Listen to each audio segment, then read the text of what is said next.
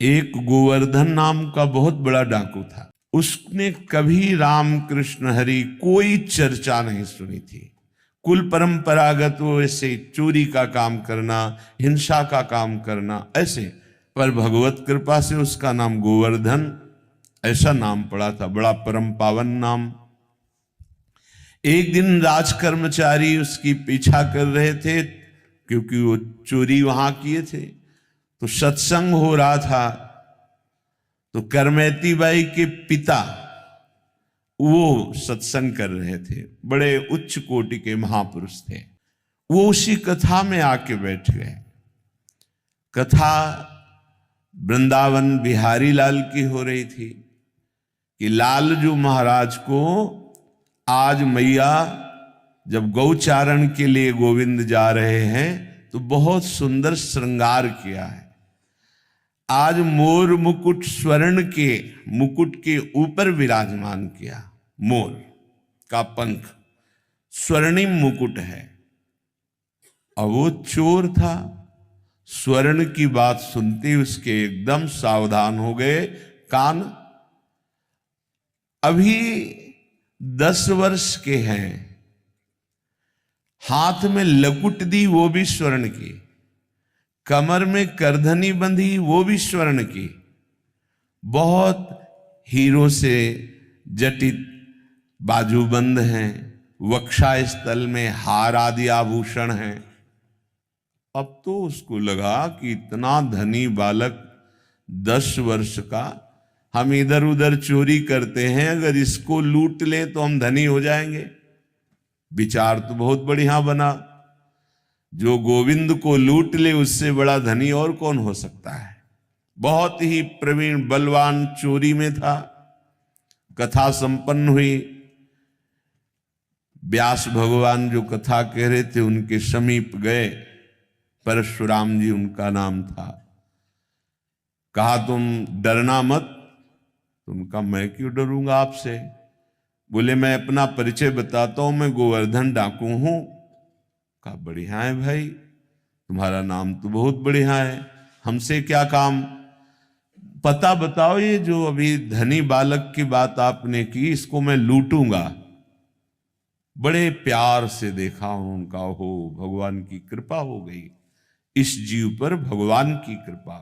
बोले भाई तुम्हारी क्या ताकत है, बड़े से बड़ा कोई डाकू उनको नहीं लूट सकता। तो उन्होंने कहा तुम हमें जानते नहीं, एक बार अगर हम ठान ले तो निश्चित हम उसे लूट लेते हैं। तो उनका ऐसा कोई बलवान ही नहीं हुआ कि हम जिनकी बात कर रहे हैं उनको लूट ले। तत्काल उसने बड़ी सी चाकू निकाली और कहा पता चुपचाप लिखो, हम जरूर उसको लूटेंगे। और देखो हम चोर जरूर हैं, लेकिन हम बहुत जिद्दी स्वभाव के हैं। तुम्हारे सामने कसम खाते हैं हम, जब तक हम उसे लूट नहीं लेंगे पानी नहीं पिएंगे। अब तो परशुराम जी जो व्यास जी थे उनको बड़ा सुख मिला कि भगवान कैसी कृपा जीव पर करते हैं। तो उनका भाई सुनो, उनका नाम कृष्ण है। वो वृंदावन में गौएं चराते हैं, पर वो देखने को तो 10 वर्ष के हैं, पर प्रवीणता उनकी बहुत बड़ी है। वो जल्दी किसी के फुसलाने में फुसलने वाले नहीं और धमकाने में डरने वाले नहीं। तुमने ठान लिया इसलिए मुझे लगता है तुम लूट सकते हो, क्योंकि जो ठान ले, निश्चय कर ले, तो ये दुर्लभ नहीं है, फिर ये मिल सकते हैं। उसने कहा पक्का, पर मुझे नाम पता नहीं, याद रहे कि ना रहे, नाम बताओ। तो उनका सहज सरल नाम का श्याम सुंदर है। श्याम सुंदर, श्याम सुंदर, वृंदावन में श्याम सुंदर, वृंदावन में श्याम सुंदर। बड़ी सावधानी से श्याम सुंदर नाम है उनका। वृंदावन में जब चलने लगे तो परशुराम जी ने कहा भाई आखिरी उपाय मैं बता देता हूं, जब तुम्हारा बल ना चले तो देखो हमारे अभी हम लाते हैं, हमारे घर में ठाकुर को भोग लगाने के लिए माखन मिश्री है, और उसको ये बहुत प्यारा है माखन मिश्री। जब वो तुम्हारी घुड़की से, तुम्हारी चतुरता से ना लूटे तो फिर प्यार से तुम उसे लूट सकते हो। ये माखन मिश्री खवाना और लूट लेना। हाँ हाँ, ये बात तो ठीक है, माखन मिश्री भी रख ली। पैदल वहां से चला वृंदावन के लिए। वृंदावन श्याम सुंदर, वृंदावन श्याम सुंदर। कैसी भगवान की कृपा होती है। नाम जब शुरू, नामी के धाम का स्मरण, और वही भावना करता जा रहा है। ऐसा मुकुट पहने थे, ऐसा हार पहने थे, ऐसी बाजूबंद थी, ऐसी करधनी, ऐसी, ये सब हमको लूटना है। बड़ा प्रसन्न, पानी भी नहीं पिया। अब जब वृंदावन में आया, अब वो पूछता है कि श्याम सुंदर यहां गौएं कहां चराते हैं।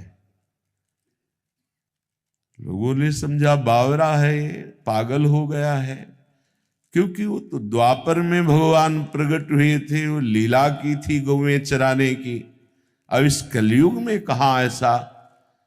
तो किसी ने ना तो परिचय बताया, उसको लगा गौएं तो कहीं जंगल में चराते होंगे। तो ब्रजमंडल में जहां जहां लता पता वृक्षों के समुदाय, वहां देखता तो गौएं दिखाई देती, पर वहां कहीं जैसा परिचय बताया था वैसा गोप चरवाहा नहीं दिखाई देता।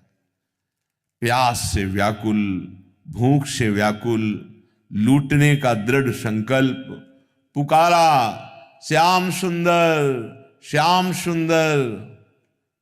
कोई आर्त भाव से भगवान को पुकारे तो भगवान एक ही नाम में प्रकाशित हो जाते हैं। एक बार जिन नाम लिय, हित सो हुए अति दीन। हार गया ढूंढते ढूंढते, लूटने की कसम खाई है, अगर नहीं मिले तो पानी भी नहीं पीऊंगा, प्राण भले त्याग दूं। जहां ऐसा समर्पण, और जो हार गया तो उसके हृदय में आर्त भाव आ जाता है। श्याम सुंदर, दृश्य बदल गया।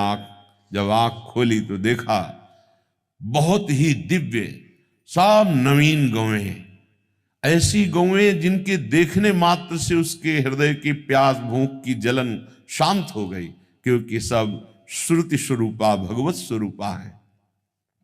बड़े दिव्य सखा, सब भगवान की अवस्था के, कोई गोरे कोई सावरे, सब खेल रहे हैं। और उनके मध्य में जैसा कथा में सुना था वैसा ही प्रभु को देखा। सोचा ये तो बालक है, सखा लोग ये हमारा क्या कर लेंगे। गया श्याम सुंदर, प्रभु बहुत मुस्कुराकर नेत्र नचाते हुए देखे। हाँ जी, इधर आओ, हमें तुमसे बात करनी। तो सखाओं से कहा भाई तुम खेलो, ये मेरा नया अतिथि आया है, इसका हम स्वागत करते हैं। भगवान नजदीक गए। हाँ बोल, क्या बात। उसने देखा कि बालक तो है लेकिन बहुत ही निर्भय है। उन्होंने कहा ठीक से बात करो, तुमने अभी हमारा नाम नहीं सुना होगा। ठाकुर जी ने कहा भैया बता दे तेरा नाम क्या है। बोले गोवर्धन। तो बोले हमारा नाम नहीं सुना होगा, हमारा नाम है गोवर्धन धारी, तेरे से बड़ा नाम है। अब उसने कहा कि देखो बातें मत बनाओ, अपने मुकुट उतारो, बाजूबंद उतारो, ये करधनी उतारो, ये सब रखो, जानते हो हम चोर हैं। भगवान ने कहा भैया गलत जगह आ गए, तुमसे हम बड़े चोर हैं। हम चित्त चुराते हैं, अनेक जन्मों के संचित पापों को चुरा लेते हैं, तुम हमें डरा नहीं सकते। उसको बहुत प्यास भी लगी थी, भूख भी लगी थी। उसने सोचा कि आखिरी वाला दांव, ये बहुत प्रवीण बालक है, जैसा पंडित जी कह रहे थे कि भयभीत भी नहीं होगा और फुसलाने में आ सकता है। अब तो माखन मिश्री निकाली और कहा लाला ये माखन मिश्री खा लो। प्रभु ने देखा, अच्छा तुम मुझे माखन मिश्री पवाना चाहते हो। माखन मिश्री उन महाभागवत के कर कमल द्वारा भावना से दिया हुआ था। प्रभु ये जीव भटका हुआ है, ये सत्संग से प्रभावित होकर आपकी तरफ चला है, नाथ ये भेंट स्वीकार कर लेना। भगवान ने वो माखन मिश्री की, अरे ये परशुराम महाभागवत के द्वारा दी हुई, भगवान ने पाया और उसे कहा, सुन तूने भी नहीं पाया ना, थोड़ा पाले। उसने कहा मुझे ये नहीं पाना, मुझे अपने आभूषण उतार। एक बार तू थोड़ा पाले धैर्य पूर्वक, मैं स्वयं आभूषण उतार के दे दूंगा। मेरी मैया के पास ऐसे ढेर सारे आभूषण है, तू और कहेगा तो तुझे और दे दूंगा। उस जीव ही चखा भगवत प्रसाद, सब अंतःकरण की मलिनता नष्ट हुई, प्रेम नेत्र खुले, चरणों में गिर। अरे प्रभु प्रभु, आर्त भाव से त्राहिमाम त्राहिमाम। भगवान ने कहा ये आभूषण ले जा। बोले नहीं प्रभु अब नहीं, मुझे जो जन्म जन्मांतर से सुख की आकांक्षा से हिंसा चोरी पापाचरण कर रहा था, आज आपकी कृपा से वो सब भ्रम नष्ट हो गया। हे सुख सिंधु प्रभु, अपने चरणों से अब कभी विलग्न मत कीजिए। भगवान ने उसे अपने नित्य सखा के रूप में, अर्थात उसका शरीर पूर्ण हुआ और वो नित्य सखा स्वरूप होकर सदैव सदैव के लिए गोविंद की सेवा। राधे राधे दोस्तों, आपको मानवी भक्ति ऑफिशियल में स्वागत है। आप